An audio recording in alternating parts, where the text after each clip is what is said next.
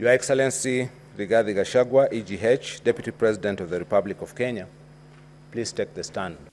Thaa ithano na ndagika 50 kiroko kia umuthi niguo munini wa President Rigathi Gachagua arugamire mbere ya bunge ya Senate akiambĩrĩria nditi ya muthia ya kugeria kuhonokia wira wake. You may proceed, clerk. Mbere yake Gachagua thomeirwo thitango 11 iria cimung'etheire ta uria citengemanĩtio mũtaratara-inĩ wa kumuhagura, na karani wa bunge ya Senate Jeremiah Nyegenye acithomire imwe thutha wa iria ingĩ kwa ihinda rĩa ndagĩka 65, no Gachagua aregana nacio ciothe. Guilty or not guilty? Not guilty.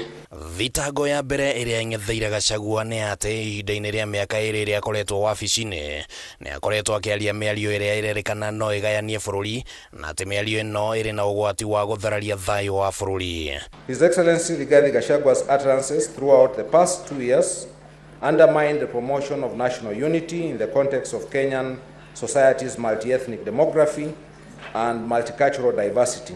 Thitango ingĩ iria cigũmĩire Gachagua nĩ hamwe na atĩ akoretwo akĩhũthia president na njĩra ya atĩ nĩ akoretwo agĩthiĩ mũgarũ na matua marĩa mahetũkio nĩ ndundu ya minister, na ningĩ nĩ akoretwo akĩhũthia wathani wa thirikari cia matũra na njĩra ya gũcogera mũingĩ wagarare matua marĩa matuo nĩ thirikari cia county. His Excellency Rigathi Gachagua has on several occasions throughout the last 2 years made public statements contradicting the president on critical matters of governance and the exercise of the president's functions as a symbol of national unity.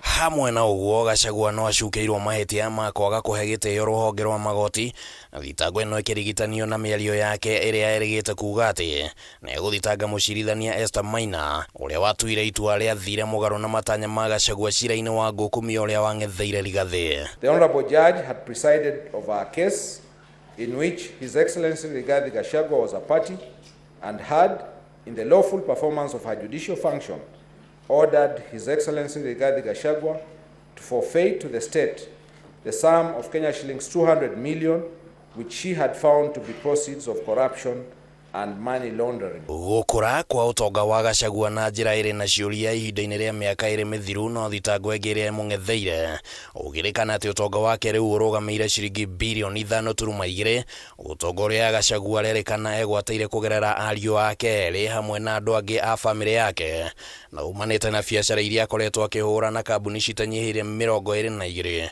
iria andĩkithĩtio arĩ ta mwene kana shareholder. Between 1st January 2024 and 11th July 2024, the account at SBM Bank received a total of 100 million shillings, 262,821.43 cents from the Office of the Deputy President, characterized by the receipt of multiple transfers. Thĩinĩ wa thitango ĩngĩ Gachagua arerĩkana atĩ nĩ akoretwo akĩnyitanĩra na atũria nĩme gũthatia mũbango wa thirikari kũgeria kwarahũra ũrĩmi wa kahũa, macani na iria, na hamwe na ũguo thitango ĩngĩ nĩ atĩ Gachagua akoretwo akĩagagia maabitha a thirikari. His Excellency Rigathi Gachagua has connived with cartels in the tea sector to block the Kenya Tea Development Agency from implementing guaranteed minimum returns that would benefit smallholder tea farmers. Handũ-inĩ ha Kameme TV rĩtwa rĩakwa nĩ Kĩmani wa Ngũnjiri.